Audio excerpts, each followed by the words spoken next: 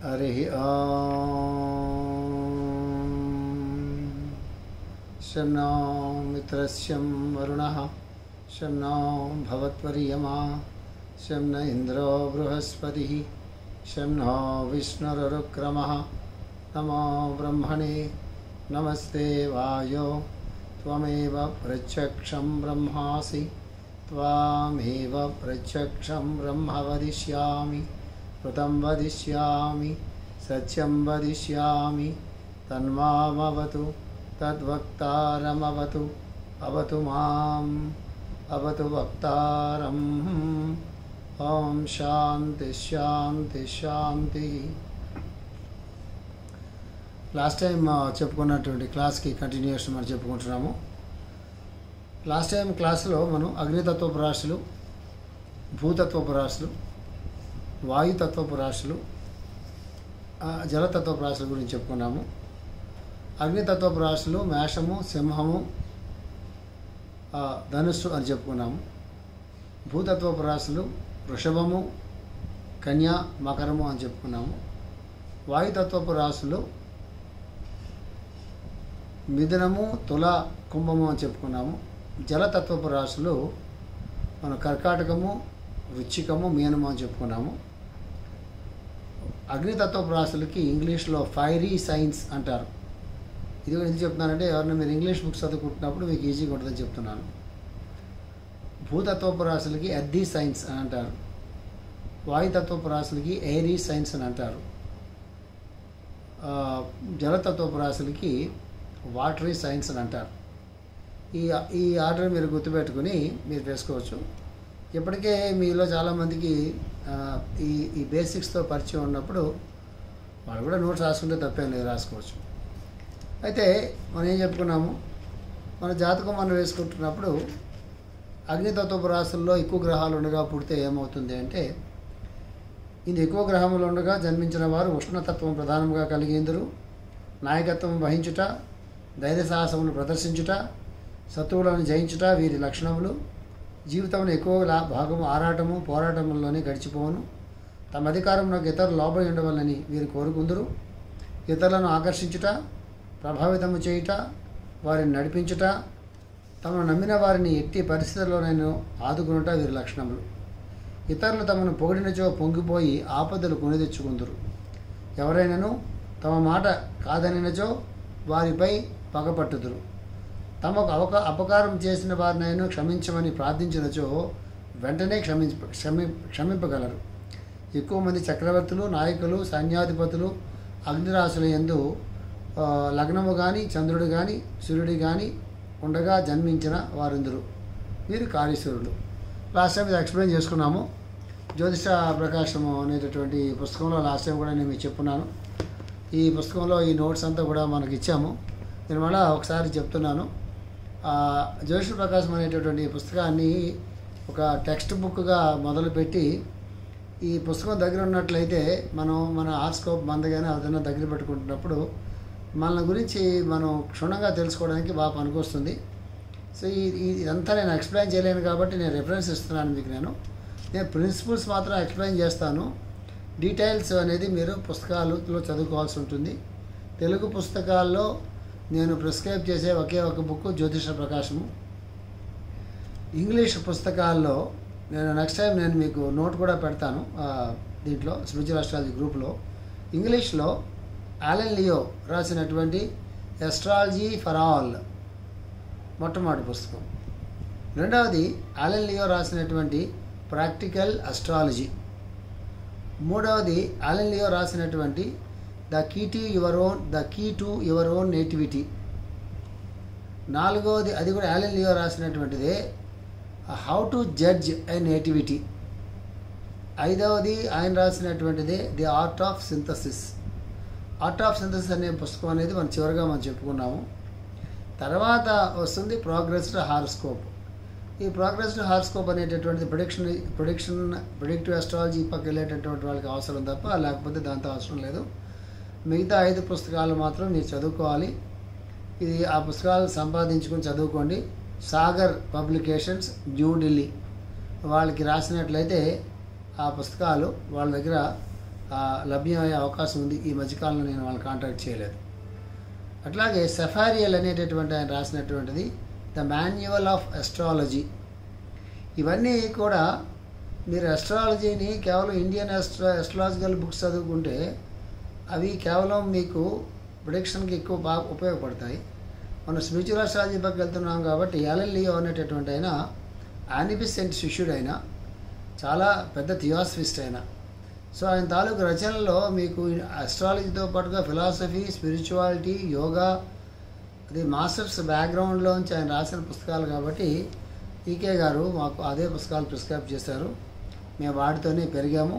తర్వాత నేను ఈ జ్యోతిష ప్రకాశం అనే పుస్తకాన్ని మాస్టర్ గారి నోట్స్లతో పాటుగా మిగతావన్నీ కూడా నేను క్రోడీకరించుకొని నా అనుభవాన్ని జోడించి రాసినటువంటి పుస్తకం అది. సో భూతత్వపు రాశుల్లో ఎక్కువ గ్రహాలు ఉండగా పుడితే ఏమవుతుందో లాస్ట్ టైం చెప్పుకుని ఒక రివిజన్ లాగా చేస్తున్నాను.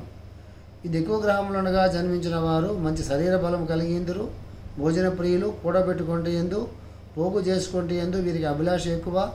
ఏదైనా పని ప్రారంభించడానికి ముందు దానివల్ల తమ కలుగు లాభ నష్టములను లెక్క చూసుకొని కానీ వీరు ప్రారంభించరు. వ్యక్తిగతమైన ప్రయోజనముల తర్వాతనే మిగిలిన విషయములు. ఊహా జగత్తుల యందు విహరించుట, ఏవేవో భ్రమలు కల్పించుకొని మురిసిపోవుట వీరికి నచ్చని విషయములు. భౌతిక ప్రపంచమునకు, భౌతిక జీవనమునకు సంబంధించిన విషయములపైనే వీరికి విశ్వాసం ఉండును. ఏదైనా పనిని ప్రారంభించినచో మధ్యలో విడిచిపెట్టి ఉండదు. ఇది వాయుతత్వపు రాశులలో ఎక్కువ గ్రహాలు ఉండగా పుట్టినటువంటి వాళ్ళు అంటే ఎవరంటే, వాయుతత్వపు రాశులు అంటే ఏంటి? మిథునము జెమిని, తుల లిబ్రా, కుంభము అక్వేరియస్.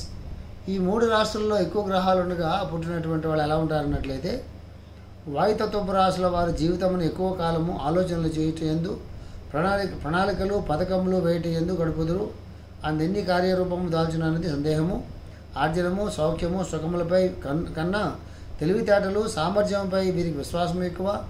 సాంఘిక కార్యక్రమాలందు పాల్గొనుట, కొత్త కొత్త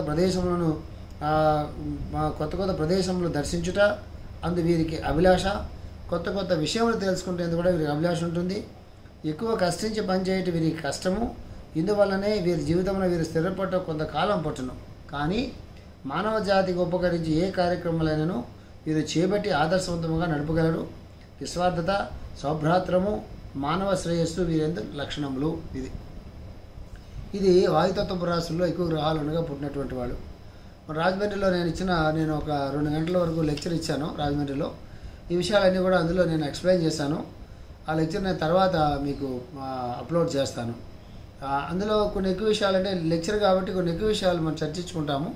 అయితే సిలబస్ ప్రకారంగా వెళ్దామని అనుకుంటున్నాను కాబట్టి లెక్చర్స్ నేను మీకు అప్లోడ్ చేయట్లేదు. ఈ ఒక సిలబస్ ఒక స్టేజ్కి వచ్చిన తర్వాత అప్పుడు లెక్చర్స్ అప్లోడ్ చేస్తాను. చివరిగా జలతత్వపు రాశుల్లో ఇంత ఎక్కువ గ్రహంలో ఉండగా జన్మించిన వారు, జలతత్వపు రాశులు అంటే ఏంటి? కర్కాటకము, క్యాన్సర్, వృశ్చికము, స్కార్పియో అండ్ మీనము, పీసిస్. ఈ 3 రాశుల్లో ఎక్కువ గ్రహాలు ఉండగా కానీ ఎవరైనా జన్మించినట్లయితే, ఎక్కువ గ్రహములు ఉండగా జన్మించిన వారు ఆవేశపురులై వ్యవహరించరు. ఊహాలోకములలో కాలం గడుపుట, భావవేశంలో ఒళ్ళు మరిచిపోవుట, చిన్న విషయంలో కూడా ఆందోళన పోవట చేయుదురు. కష్టసుఖములను గూర్చి, సంపదలను గూర్చి ఉన్నదానికంటే ఎక్కువగా ఊహించుకొందురు. భార్యాపిల్లలతో వీరికి ఎక్కువ బంధం ఉండును. ఇందు ముఖ్యముగా కర్కాటకము వారికి ఆపేక్ష పాలు ఎక్కువ. వీరిపై పరిశ్రమల ప్రభావం ఎక్కువ.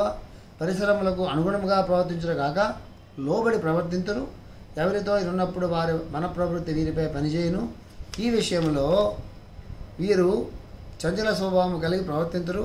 వీరికి భావనాశక్తి, కల్పనాశక్తి ఎక్కువ. దీనివల్లనే వీరు మంచి రచనలు చేయగలరు. ముఖ్యంగా గేయ రచన వీరికి చాలా సులభము. దీన్ని ఇది చాలా బేసిక్ లెవెల్లో అర్థం చేసుకుంటున్నామండి. అంటే మూడు తత్వాలు చెప్పుకున్నాం కదా మనం. అగ్నితత్వపు రాశుల్లో మనం 3 రాశులు చెప్పుకున్నాం. 3 రాశుల వాళ్ళు అగ్నితత్వం ప్రధానంగానే పనిచేస్తారు. కానీ 3 రాశుల వాళ్ళు ఒకలాగా ప్రవర్తిస్తారా? ప్రవర్తించరు. అసలు ఆ రాశిలో పుట్టినటువంటి వాళ్ళే ఒకరు ఒక రకంగా ప్రవర్తిస్తారు. కాకుండా గ్రహాల తాలూకు పరిస్థితిని బట్టి. అట్లాంటిది ఈ 3 అగ్నితత్వపు రాశుల్లో ప్రధానంగా అగ్నితత్వం ఉంటుందనే మనకు అర్థమవుతుంది తప్ప ఈ 3 రాశుల వాళ్ళు 3 విధాలుగా ప్రవర్తిస్తారు. ఎందుకు ప్రవర్తిస్తారంటే రాశుల్లో వేరే డివిజన్ కూడా ఉంటుంది. ఒక రాశికి చాలా డివిజన్స్ ఉంటాయి. అన్ని డివిజన్స్, ఆ రాశి తాలూకు మొత్తం డివిజన్స్ అన్నిటినీ కూడా మనం పరిగణనలోకి తీసుకుంటున్నప్పుడు తప్ప ఆ రాశి స్వభావాన్ని మనం అర్థం చేసుకోలేము. ఇది మనం గుర్తుపెట్టుకోండి, చాలా బేసిక్స్ మనం చెప్పుకుంటున్నాము. ఇది అయిపోయిన తర్వాత ఇంకొక డివిజన్ ఉంది. అదేంటంటే చర స్థిర ద్విస్వభావ రాశులు. చర స్థిర ద్విస్వభావ రాశులు. చరరాశులు అంటే మేషము, కర్కాటకము, తుల, 3 రాశులు చరరాశులు. స్థిర రాశులు అంటే వృషభము, సింహము, వృచ్చికము, ఇవి స్థిర రాశులు. ఓకే అండి. ద్విస్వభావ రాశులు అంటే 4 స్థిర రాశుల్లో కుంభము కూడా, చరరాశుల్లో మకరం కూడా మీరు కలుపుకోవాలి. ద్విస్వభావ రాశుల్లో మిథునము, కన్య, ధనుస్సు, మీనము, ఇవి ద్విస్వభావ రాశులు. ఈ స్థిర ద్విస్వభావ రాశుల డివిజన్ కూడా మనం జాగ్రత్తగా మీరు మేషరాశి అన్నాం అనుకోండి, వెంటనే టకటక చెప్పగలగాలి. మేషరాశి అంటే అగ్నితత్వపు రాశి, చరరాశి, అట్లా ఇది సెకండ్ డివిజన్లో మనం చెప్పుకుంటున్నాం. కాబట్టి ఇంకా ముందుకెళ్తే చాలా డివిజన్స్ వస్తాయి. అన్ని డివిజన్స్ని కూడా మనం బట్టి పడడం కాకుండా ప్రిన్సిపల్స్ అర్థం చేసుకుంటున్నప్పుడు ఆ రాశి వాళ్ళు ఎట్లా ప్రవర్తిస్తారనేది తెలుస్తుంది. అది వ్యక్తిగతంగా మాత్రమే తెలుస్తుంది. అదే మనం స్పిరిచువల్ అస్ట్రాలజీ పార్ట్లోకి వెళ్ళేటప్పటికి వ్యక్తిగతమైనటువంటి కాలిక్యులేషన్స్ పక్కకి వెళ్ళిపోయి అసలు మేషరాశి అనేటటువంటిది భూగోళం మీద ఎట్లా పనిచేస్తుంది, భూగోళం మీద జీవుల మీద ఎట్లా పనిచేస్తుంది, సౌర కుటుంబంలో ఎట్లా పనిచేస్తుంది, ఆ మేషరాశిలో దిగొచ్చినటువంటి వెలుగులన్నీ భూమి మీదకి ఎట్లా దిగొస్తాయి, వాళ్ళు ఎట్లా ప్రవర్తిస్తారు, ఒకవేళ అవతారమూర్తులు ఆ రాశుల్లోంచి దిగొచ్చినప్పుడు వాళ్ళు ఎట్లా ప్రవర్తిస్తారు, అదే ఒక నాయకుడు ఆ రాశిలో ఉన్నప్పుడు ఆ నాయకుడు ఎట్లా ప్రవర్తిస్తాడు, అదే ఒక ఆధ్యాత్మిక నాయకత్వం వహించేటటువంటి రాశిలో ఉన్నప్పుడు వాళ్ళు ఎట్లా అందరూ ఒకలా ప్రవర్తించరు కదా. ఇవి స్టెప్ బై స్టెప్ వెళ్ళిపోతాయి. బేసిక్స్లో మనం స్ట్రాంగ్గా ఉంటే ఎంత దూరమైనా మనం వెళ్ళిపోవచ్చు. గుర్తుపెట్టుకోండి. చరరాశులు మేషము, కర్కాటకము, తుల, మకరము. చరరాశులు ఇంగ్లీష్లో కార్డినల్ సైన్స్ అంటారు. స్థిర రాశులు వృషభము, సింహము, వృచ్చికము, కుంభము ఫిక్సెడ్ సైన్స్ అని అంటారు. దుస్వభావ రాశులు మిథునము, కన్య, ధనుస్సు, మీనము మ్యూటబుల్ సైన్స్ అని అంటారు. ఈ లక్షణాలు కూడా మనం చదువుకుందాం. చరరాశుల లక్షణాలు ఏంటి అంటే ఈ ఎక్కువ గ్రహములు ఉండగా జన్మించిన వారు చురుకుదనము, శీఘ్రగమనము, ధైర్య సాహసములు కలిగిందురు. పరిస్థితులు, పరిశ్రమలు, వ్యవహారములు, అభిరుచులు, దినచర్య, వృత్తులు, నివాసము మొదలగు వాని ఎందు ఎప్పుడును నూతనత్వము కోరుచుందురు. వీరి వృత్తిలేందు తరచుగా మార్పులు మనం గమనించగలము. అధికారము, విజ్ఞాన సముపార్జన, కొత్త విషయంలో తెలుసుకొనుట, కనుగొనుట మునగు వాని ఎందు వీరికి అభిలాష ఎక్కువ. క్షణకాలమున నిర్ణయములు తీసుకొనుట, దూసుకొని పోవుట, అనేక కార్యక్రమాల యందు పాల్గొనుటకు ఉత్సాహం చూపుట వీరి ప్రత్యేక లక్షణములు. సుఖపడుట కన్నా వీరికి అనేక విషయంలో తెలుసుకుంటే ఎందు అభిలాష ఎక్కువ. ఉత్సాహము, చురుకుదనముతో పాటు చంచల స్వభావము కూడా వీరికి ఉంటును. ప్రారంభించిన పనులు పూర్తి చేయకనే మరొక పనిని ప్రారంభించుట, తమ సామర్థ్యమునకు మించిన పథకములు వేయుట వీరికి సామాన్యము. స్థిరముగా ఒక చోట నుండుట, ఒక అభిప్రాయం కట్టుబడి ఉండట వీరికి కష్టమైన పనియే.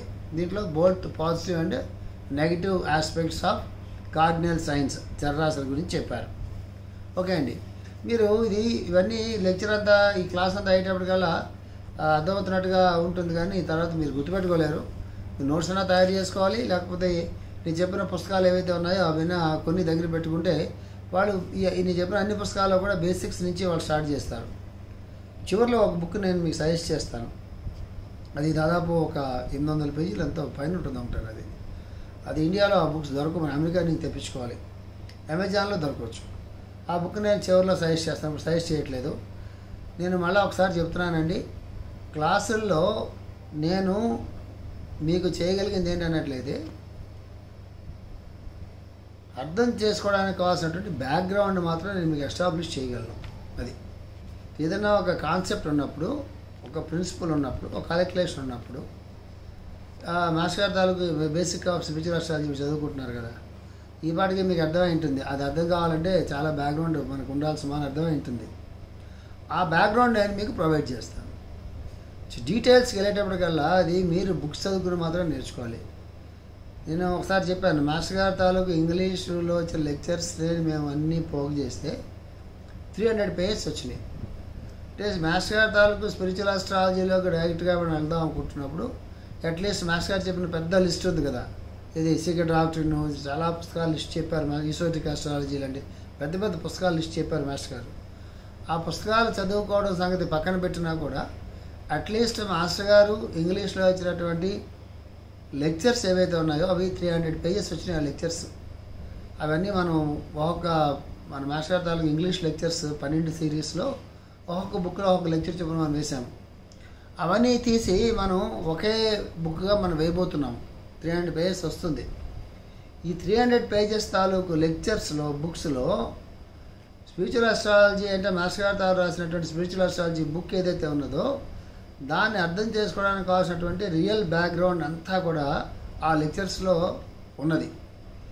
నేను చేసేటటువంటి పని ఏంటంటే చాలా కష్టమైన పని. యాక్చువల్గా నేను చాలా టైం పెట్టాలి దాని మీద. అయినా నేను ఈ క్లాస్ చెప్పడానికి నేను యాక్సెప్ట్ చేసి నేను ముందుకు వచ్చాను కాబట్టి ఆ 300 పేజెస్ తాలూకు దాంట్లో ఉండే జిస్ట్ ఏదైతే ఉంటుందో దేన్నైతే మాస్టర్ గారు మన మనసుల్లో బాగా హత్తుకునేలాగా మనందరూ కూడా స్పిరిచువల్ ఆస్ట్రాలజీ అనేటటువంటి ఒక విభాగంలోకి వెళ్ళేలాగా ఆయన సంకల్పం చేసి ఆయన ప్రేమతో ఏదైతే రాశారో ఆ లెక్చర్స్ ఇచ్చారో ఆ అన్ని లెక్చర్స్లో ఉండేటటువంటి జిస్ట్ ఏదైతే ఉందో అది నేను మీకు ప్రజెంట్ చేయగలను. కానీ నేను చెప్పినవి నేను ప్రిన్సిపల్స్ మాత్రమే చెప్పగలుగుతాను. ఆ ప్రిన్సిపల్స్ అన్నీ వర్కౌట్ చేసుకోవాల్సిన బాధ్యత మీకున్నది. అందుకే మీరు పుస్తకాలు చదువుకోవాలి. ఎవరైనా స్పిరిచువల్ ఆస్ట్రాలజీ గ్రూప్లో మీరు ముందుకు వెళ్ళదలుచుకున్నట్లయితే కొద్ది కొద్దిగా మీరు బుక్స్ ఒకటి సంపాదించుకొని రోజుకి ఒక 10 పేజీలైనా సరే మీరు అర్థం చేసుకోవడం కోసం ప్రయత్నం చేసి ఒకవేళ అర్థం కాకపోయినట్లయితే ఆల్రెడీ చదువుకున్నటువంటి వాళ్ళనో లేకపోతే మరొకళ్ళనో అడిగి తెలుసుకుని ఆర్ అదర్వైజ్ ఎప్పుడైనా మనం జూమ్ మీటింగ్ పెట్టుకున్నప్పుడు నాకు ముందుగానే ఆ క్వశ్చన్స్ పంపించినప్పుడు వాటిని అర్థమయ్యేలాగా నేను మీకు చెప్పగలను. యాక్చువల్గా ఎదుర్కొంటాం అంటే మనం బోర్డు పెట్టుకుని చాక్ పీస్ పెట్టుకుని బోర్డు మీద ఎక్స్ప్లెయిన్ చేసుకుంటూ వెళ్తే చాలా బాగా అర్థమవుతుంది. రాజమండ్రిలో ఆ ప్రయత్నం చేశాం కానీ ఆ బోర్డుని క్యాచ్ చేసేటటువంటి ఆ కెమెరాలు ఎక్విప్మెంట్ చాలా పెద్ద అరేంజ్మెంట్ కావాలి దానికి. అది ప్రస్తుతం అంత అరేంజ్మెంట్ చేసుకునే పొజిషన్లో మనం లేము. కాబట్టి మీరు క్లాసులే జాగ్రత్తగా ఫాలో అవ్వండి. పుస్తకాలన్నీ మాత్రం మీరు సంపాదించుకోండి. స్థిర రాశులు, ఫిక్సెడ్ సైన్స్. స్థిర రాశులు అంటే ఏంటి? ఇక్కడ మనకి వృషభము, సింహము, వృశ్చికము, కుంభము. వృషభము, సింహము, వృశ్చికము, కుంభము స్థిర రాశులు. స్థిరమైన అభిప్రాయములు, సుఖజీవనంపై అభిలాష వీరి లక్షణములు. అధికారంపై కన్నా ప్రయోజనము, సౌఖ్యము, సదుపాయములపై వీరికి అభిలాష ఎక్కువ. ఉన్న చోటును ఇంటిని వదులుకోలేక మంచి అవకాశములను కూడా జారవిడ్చుకుందరు. పుట్టినింటిని కన్న తల్లిని వదులుట మహాపాపం అందరు సూక్తులు మనం వీరి నోటినే విందుము. పొలము, గృహము, స్థిరాస్తులపై మమకారం ఎక్కువ. కొత్త విషయములను కానీ వ్యక్తులను కానీ వేగముగా విశ్వసింపరు. వీరికి విశ్వాసం కుదిరినచో ఇక పోరు, ఇక పోదు. వీరి అభిప్రాయములు స్థిరములు, అప్పుడప్పుడు మూర్ఖముగాను మొండిగాను ప్రవర్తించడం కూడా ఉండును. పనులు కార్యరూపము దాల్చవలనచో వీరి సహాయం ఎంతైనా అవసరము. అంటే కొన్ని క్రియేటివిటీ ఉంటుందండి కొన్ని రాశుల్లో కన్స్ట్రక్టివిటీ ఉంటుందండి, కొన్ని రాశుల్లో ఎక్స్పాన్షన్ ఉంటుందండి, కొన్ని రాశుల్లో పవర్ ఉంటుంది, కొన్ని రాశుల్లో ప్లానింగ్ ఉంటుంది. ఇట్లాగా ఒక్కొక్క రాశికి ఒక్కొక్క పాజిటివ్ క్వాలిటీ ఉంటుంది. దాంతో ఒక నెగిటివ్ క్వాలిటీ కూడా ఫాలో అవుతూ ఉంటుంది. సో కాబట్టి మనం దీనివల్ల పర్పస్ ఏంటంటే తెలుసుకున్నందువల్ల గ్రహాలు మనమే మార్చలేము, మన జాతకంలో గ్రహాలు మార్చలేము. కానీ positive side of the planet అంటాం మనం, or positive side of the signs అంటాం, రాశులు అంటాం. ఆ రాశుల్లో కానీ గ్రహాల్లో కానీ ఏ అయితే పాజిటివ్ క్వాలిటీస్ ఉన్నాయో వాటిని మనం చాలా జాగ్రత్తగా అర్థం చేసుకుని మనం ఉన్నటువంటి పరిస్థితుల్లో నుంచి ఆ రాశుల గ్రహాల్లోకి పాజిటివ్ లక్షణాల్లోకి వెళ్ళటం కోసం ప్రయత్నం చేయటమే జ్యోతిషపరంగా సాధన. అది గుర్తుపెట్టుకోండి. కర్మ అనుభవాలు అంటాం కదా మనం. ఈ కర్మ అనుభవాల్లో నుంచి పూర్వజన్మ తాలూకు దుష్కర్మ తాలూకు అనుభవాల్లో నుంచి వాటిలోంచి బయటపడడానికి శాంతులు పూజలు ఇవన్నీ కూడా అలా అట్టుపెట్టి ఎస్ట్రాలజీలో కూడా ఒక మార్గం ఉంటుంది. ఇది సాధన మార్గం. ఆ అందుకే యోగ సాధన అనేది ఎంత గొప్ప విషయం, మనకి జ్యోతిష సాధన కూడా అంతే గొప్ప విషయం. దాన్ని ఆ ప్రకారంగా అర్థం చేసుకుంటే, అట్లా అర్థం చేసుకునేలాగా చెప్పడం అనేటటువంటిది ఈ క్లాసులు టేకప్ చేయడంలో ఉన్నటువంటి ప్రధానమైనటువంటి ఉద్దేశం. అది ఎట్లా తెలుస్తుంది అనేటటువంటిది మనం క్రమక్రమంగా స్టెప్ బై స్టెప్ తెలుసుకుంటాం. త్రిస్వభావ రాశులు ఏంటివి? మిథునము, కన్యా, ధనుస్సు, మీనము త్రిస్వభావ రాశులు. వీరికి భిన్నాంశములపై సమన్వయముండును. వ్యాఖ్యాతలు, ఉపదేష్టలు, బోధనాశక్తి సంపన్నులు ఇందు హెచ్చుగా నుందురు. వీరికి సందేహము, సంకోచము పాలు ఎక్కువ. రెండు విషయములను సమన్వయపరచుదురు కానీ అందు దేన్ని నిర్ధారణ చేయలేరు. రాయబారములు జరుపుట, సంధి ప్రయత్నములు చేయుట ఎందు వీరికి ప్రావీణ్యం ఉండును. ప్రతి విషయమును అతి సూక్ష్మముగా విమర్శించగలరు. ఎంతటి జట్ల సమస్యనైనాను ఒక్క నిమిషములలో పరిష్కరించగలరు. కానీ స్వతంత్రించి ఏ పనిని చేయలేరు. అది చెప్పిన తర్వాత మాస్టర్ గారు ఇక అద్భుతమైనటువంటి ఇంకొక నెక్స్ట్ ఇదే డైమెన్షన్లో నెక్స్ట్ డైమెన్షన్కి వెళ్తున్నాం. ఏంటి వెళ్తున్నాము? చరరాశుల ప్రభావం వలన, అంటే చరాచరాది స్వభావ రాశులు మన జాతకంలోనే కాదండి, మన జాతకంలో పనిచేయడానికి ముందు అవి సృష్టిలో భాగంగా పనిచేయాలి, ప్రకృతిలో భాగంగా పనిచేయాలి, సౌరకుటుంబంలో భాగంగా పనిచేయాలి, మన శరీర నిర్మాణంలో భాగంగా పనిచేయాలి, మన పరిసరాల మీద పనిచేయాలి, మన ఇంటి మీద పనిచేయాలి, మన దేశం మీద పనిచేయాలి, మన భూగోళం మీద పనిచేస్తాయి అవన్నీ కూడా. అంటే మందాగా ఈ గ్రహాల రాశులు మందాగా వచ్చి మన మీద పనిచేయడానికి ముందుగా అక్కడి నుంచి ఇంతవరకు పని చేసుకుంటూ వచ్చిన తర్వాత చివరిలో మందాగా వస్తాయి, గుర్తుపెట్టుకోవాలి. చరరాశుల ప్రభావం వలన దేహ నిర్మాణము, ప్రాణశక్తి కదలిక, రక్త ప్రసారము అను ధర్మములు మనలో వర్తించును. అది దేహ నిర్మాణం జరగాలన్నా, ప్రాణశక్తి కదలికలు సక్రమంగా జరగాలన్నా, బ్లడ్ సర్క్యులేషన్ జరగాలన్నా కూడా అది మనలో ఈ చరరాశుల వల్ల జరుగుతుంది సుమా అని చెప్తున్నారు. స్థిరరాశుల ప్రభావం వలన గోళ్ళు, ఎముకలు, కండరములు, చర్మము, ధాతువులు ఉత్పాదన చేయబడును. అది స్థిరరాశి కదా. ఇది స్థిరరాశి కాబట్టి ఏం చెప్పారు? చరరాశి అంటే ఏంటి? ప్రాణశక్తి. చర అంటే కదలటం కదా. ప్రాణశక్తి ఎప్పుడు కదులుతూ ఉంటుంది కదా, రక్త ప్రసారం అనేది జరుగుతూ ఉంటుంది కదా, దేహ నిర్మాణంలో చాలా కదలికంతా ఉంటుంది కదా. చరరాశులు. స్థిరరాశులు అంటే ఏంటంటే గోళ్ళు, ఎముకలు, కండరములు, చర్మము, ధాతువులు ఇవన్నీ స్థిరంగా ఉంటాయి. కానీ స్థిరరాశుల ప్రభావం వల్ల అవన్నీ కూడా పుట్టుతాయి. దుస్వభావ రాశుల ప్రభావం వలన నాడీ మండలము, కండనాళములు, ఉచ్ఛ్వాస నిశ్వాసలు మనొక లక్ష్యంలో వర్తించను. నాడీ మండలం మొత్తం అంతా శరీరం అంతా వ్యాపించి ఉంటుంది కదా. కండనాళములు, ఉచ్ఛ్వాస నిశ్వాసాలు, గాలి పీల్చుకోవడం, గాలి వదులుకోవడం, ఇది దుస్వభావం కదా. ఈ పనిచేస్తుంటాయి. ఇందువల్ల మనకేం తెలుస్తుంది? ఇప్పటికి మీకేం అర్థం కావాలి, ఇప్పటికే మీకేం అర్థం కావాలంటే దీనివల్ల ఏం తెలుస్తుంది అనట్లేదు. ఈ రాశుల్లో నెక్స్ట్ డివిజన్కి వెళ్తాం కదా మనం. గ్రహాల్లో పాపగ్రహాలు, పుణ్యగ్రహాలు అని ఉంటాయి, శుభగ్రహాలు, అశుభగ్రహాలు అని ఉంటాయి. గ్రహాలంతర గ్రహాలు అశుభం శుభం అని ఉండదు.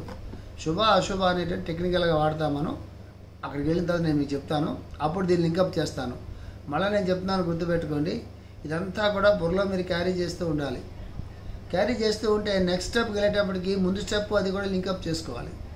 థర్డ్ స్టెప్కి వెళ్ళేటప్పటికి ఫస్ట్ సెకండ్ స్టెప్స్ థర్డ్ స్టెప్తో లింకప్ చేసుకోవాల్సి వస్తుంది.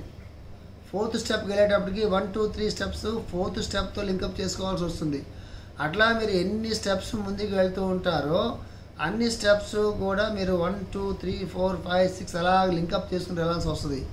కాబట్టి నేను ప్రిన్సిపల్స్ మీకు తరోగా ఎక్స్ప్లెయిన్ చేస్తాను. నేను మీకు ఆ ప్రిన్సిపల్స్ని ఎగ్జాంపుల్స్తో మీరు వర్కౌట్ చేసుకోవాలి. కాబట్టి డీటెయిల్స్ మీకు చాలా కావాలి. కాబట్టి అన్ని డీటెయిల్స్ కూడా నేను ఇక్కడ మీకు క్లాసుల్లో నేను చెప్పలేను. కాబట్టి అందుకే మీకు బుక్ రీడింగ్ చాలా అవసరం. నేను మళ్ళా చెప్తున్నాను, ఈ ఎనీ బ్రాంచ్ నేర్చుకునేటప్పుడు టీచర్ కానీ గురువు కానీ ఎప్పుడూ కూడా ప్రిన్సిపల్స్ బ్యాక్గ్రౌండ్ మాత్రం చెప్తారు.